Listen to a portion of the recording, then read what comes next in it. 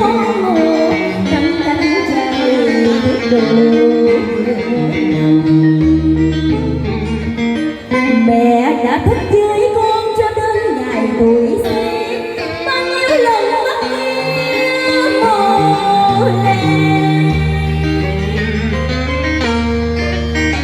Chén về hương cho con trẻ, còn lần lần nuôi gốc biển chân trời.